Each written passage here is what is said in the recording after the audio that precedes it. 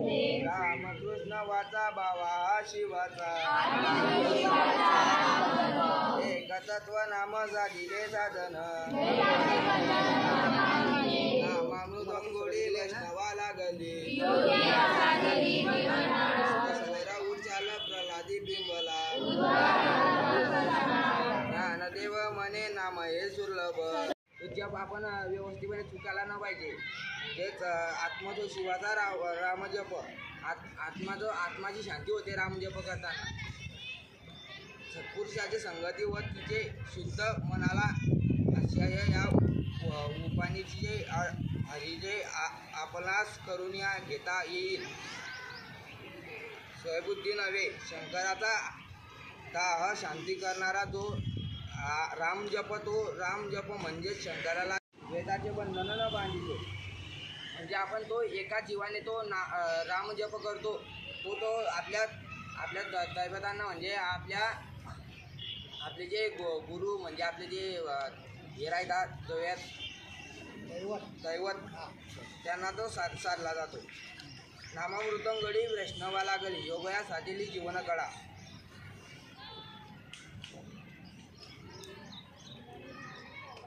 या नामाची नारगादी केलेली उपदेश प्रल्हादाचा हत्याचा तांबडतोब खसला व या नामस्मरणाचे उद्धवाला श्री भगवत प्राप्ती नाम हेच अत्यंत सुलभ साधने आहे. पण हेच जाणणारा अत्यंत विरला तोच असतो. करंटा येणे द्वैत वाटा वेदाची जाडणी गुरुना ज्ञान ज्ञानदेव म्हणे सगुण हे ध्यान हरिमुखे म्हणा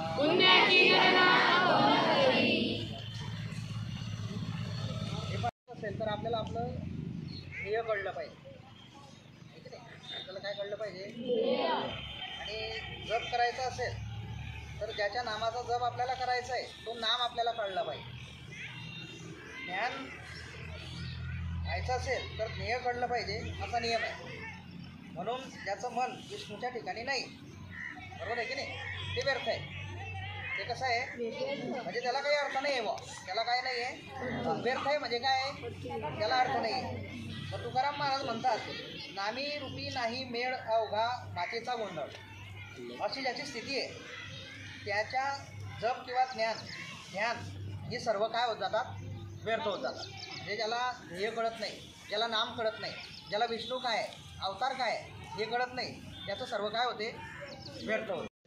तर ते ज्ञानेश्वरीमध्ये त्या ठिकाणी दिलेले अध्याय 17व्यामध्ये कितव्या अध्यायामध्ये दिलं येते.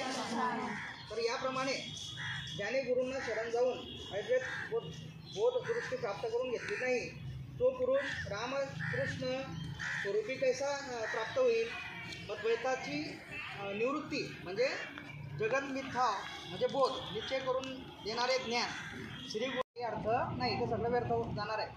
माऊली ज्ञानोबाराय म्हणतात की मी माझ्या मनाने श्रीहरीच्या सगुण स्वरूपाचं ध्यान करतो व मुखाने त्याच्याच नामाची सतत आवृत्ती करीत असून संसारिक गोष्टीविषयी मौन धरले आहे असे संसाराविषयी उदासीन आहे. असा एकंदरीत अर्थ या अभंगाचा या ठिकाणी आहे. ओळख